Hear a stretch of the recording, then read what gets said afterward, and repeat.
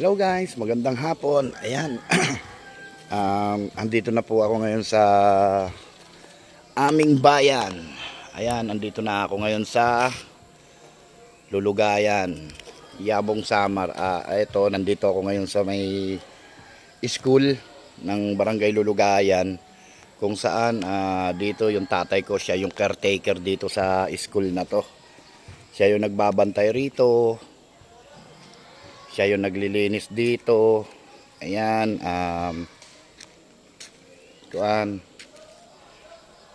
dito ako ngayon nakatambay. Walang tao. Ayan. Tay! Tay, si ma'am. Si ma'am. Ayun si ma'am, oh. Ayun, tatay ko. Ayan. Si ma'am ba? Kala ko hinahanap ka kayo Ayun yung tatay ko. Yan. Pakapayat ng tatay ko, parang bata, di ba? Laki na ng pinayat ng tatay ko. And eto guys, dati hindi ganito yung itsura rito dati. Ang school, di ba? Ayan lang, nandito lang yan sa may side na yan. Saan ba? Ayan lang yan dati.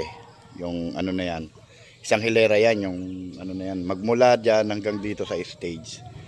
Yan yung school dati na gawa lang sa kahoy yan dati. Bata pa ako nung nandito ako.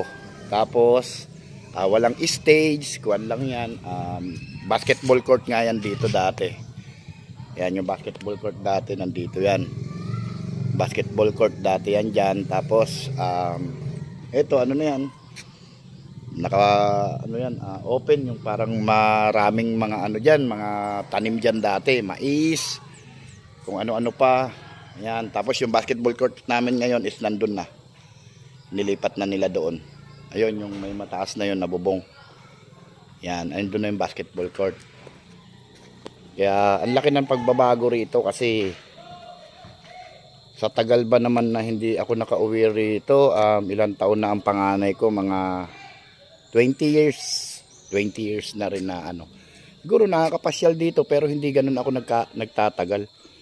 Pumapasyal kami rito, hindi naman ako ganun na mag-i-stay ng mga buwan, kasi araw lang talaga, parang pasyal lang talaga. So ngayon kaya ako nandito kasi namatay yung nanay ko. So ayun nga, nakarating kami kagabi, kanina pa lang madaling araw, 3:45 AM kami nakarating dito from Manila. So inabot kami ng 2 gabi, 1 araw biyahe namin. Grabe guys, nakakapagod pero kahit papaano worth it. Pero mas worth it sana kung nakarating ako rito nang nakamotor kami, kung buhay pa sana nanay ko. So nakakalungkot man pero wala na tayong magagawa. Kasi ito ang isa sa mga pangarap ko talaga, na makarating dito ng nakamotor. Pero nagawa ko to nung namatay si nanay. Siguro kung hindi namatay si nanay, ewan ko. Sana, mas maganda sana kung buhay pa nanay ko na nakarating kami rito. Pero ganun talaga. May mga bagay kasi minsan na hindi natin nagagawa kung walang mangyayari na kagaya nito. Ganun, ayun lang. Malungkot pero masaya pa rin kasi andito tatay ko. Kahit papaano, masasabi ko pa rin na hindi man worth it kasi wala na nanay ko worth it pa rin kasi kahit papaano narating namin dito na parang na kaya ko palang motorin papunta rito sana nung buhay pa nanay ko. Kaso wala na, nasabi nga nila, nasa huli talaga yung pagsisisi. Ayun talaga, kasi para sa akin, masasabi ko siguro na mapupush ka sa mga bagay na gusto mong gawin noon na hindi mo magawa-gawa. Kasi parang lang sa'yo pero ito nga siguro, na-push ako na mapilitin ko yung sarili kong makarating dito nang nakamotor lang. Ayun, kaya nagpapasalamat naman kami kasi walang naging aberya, walang naging problema.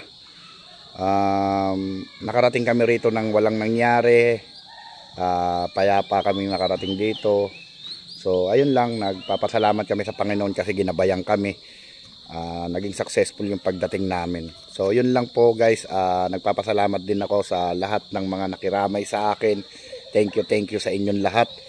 Maraming salamat sa inyong lahat talaga na nagpaabot ng pakikiramay sa akin. At syempre sa mga tumutulong, sa mga nag-aabot ng kanilang tulong, maraming salamat sa inyo. Diyos na lang ang bahala sa pagbalik ng mga ginawa ninyo para sa akin. Wag nyo nang, sa mga tumutulong sa akin, sa mga nagbibigay ng tulong, wag nyo pong isipin na para sa akin.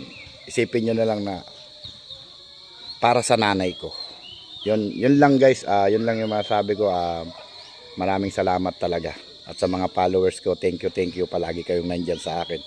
At so yun lang, maraming salamat sa lahat ng mga sumuporta, sa nagbigay ng komento doon sa biyahe namin, na nagbigay ng pag-iingat.